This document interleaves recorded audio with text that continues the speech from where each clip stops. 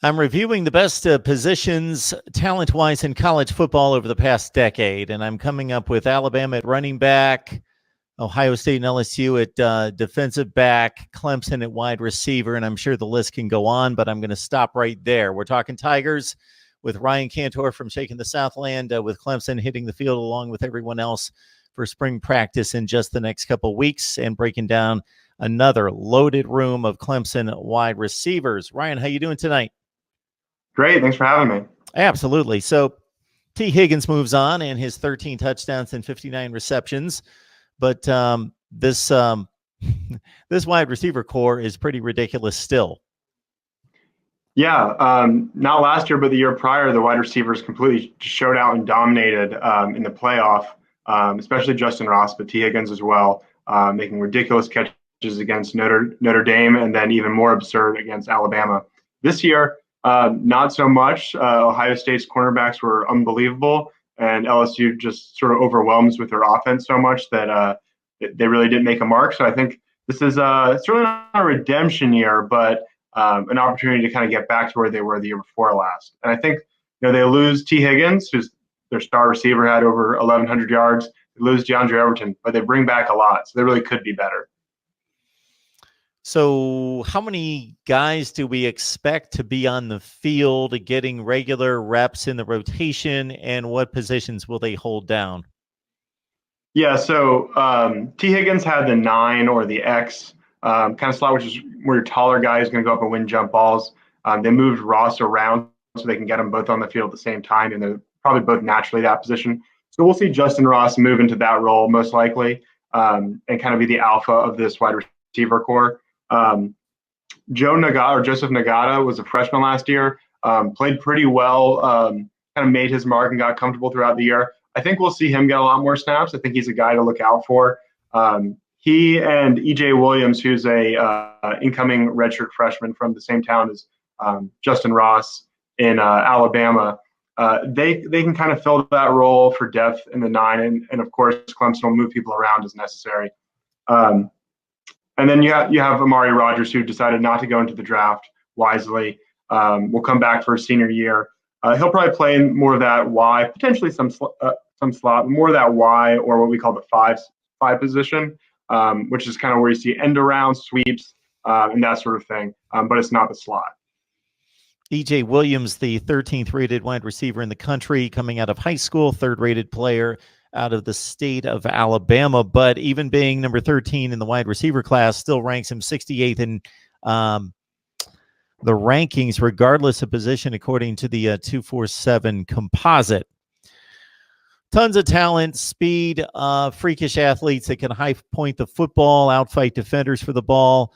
But Hunter Renfrow, of course, was the gamer, and Adam Humphries before him in that mold of Wes Welker, slot receiver, guy that knew where the sticks were, could just find the soft spot in the zone, do whatever they needed to do. I know that Renfrow in one of his seasons, probably his final season, had a ridiculous reception rate that led the nation. I don't think that he dropped a pass the entire season. That seems to be missing from this group, possibly.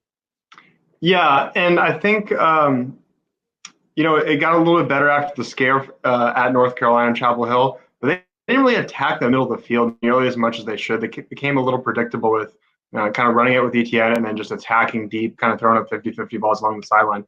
So I think that's as good as the offense was, not to be overly critical, but that's an opportunity for improvement. They've got some options over the middle. Obviously, Travis Etienne grew as a receiver a lot last year, and coming back for a senior year, I think that's an area that they'll utilize more. But for wide receivers, Frank Ladson, a guy we didn't even mention, was a big-time freshman, came in. Joseph Ngata was probably a little bit further along his development, so we targeted him a bit more.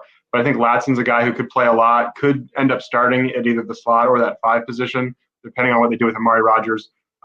Cornell Powell and TJ Chase are guys who've been in the program for a long time. Could add some depth there. Maybe one of them takes a big step here towards the end of their career.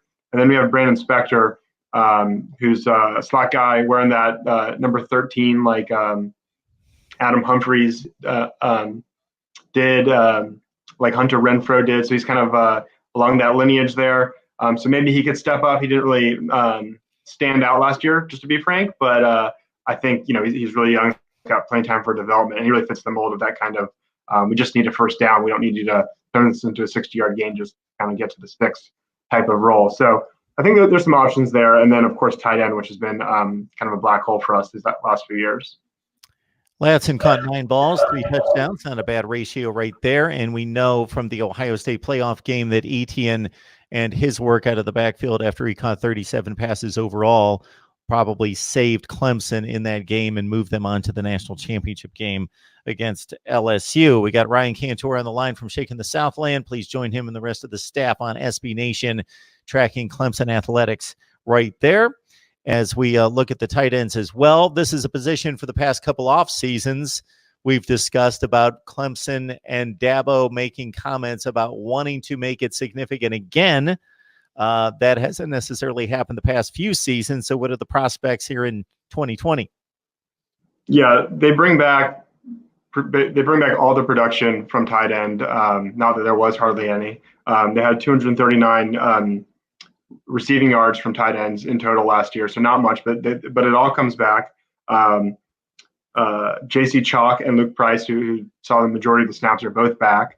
They're more of blocking tight ends, though, and I think Braden Galloway will likely be the starter. He was primed to be the starter before the Austrian suspension that lasted throughout the entire year. He came back for the postseason, had a couple receptions, 60-plus yards in the national championship game. Kind of a guy that, in hindsight, you look at and say, man, seems like there was something there, attack the middle, and they kind of got away from it. But I think he'll end up really boosting this group. And then, of course, everyone else coming back with another year. You have J.C. Chalk and Luke Price, like we said. And then you have rising sophomores Davis Allen and Jalen Lay. Jalen Lay, big 6'6" athlete. If he figures out the playbook and just kind of how it works, he's incredibly athletic. So he's got a lot of upside there. So between all these guys, that's 5 guys, and then Sage Ennis comes in, freshman coming in from Tallahassee, Florida. Between the 6 of them, you really got to think there's going to be more production, but it's been a while since the days of Brandon Ford and Dwayne Allen. So this is maybe the biggest area of improvement opportunity that Clemson's offense has. And if they can get a really strong tight end, that could go a long way, especially if they don't find one at slot. Then it becomes even more critical. If you love college football, this is your place to be as we post positional previews for all the major powers several times per day.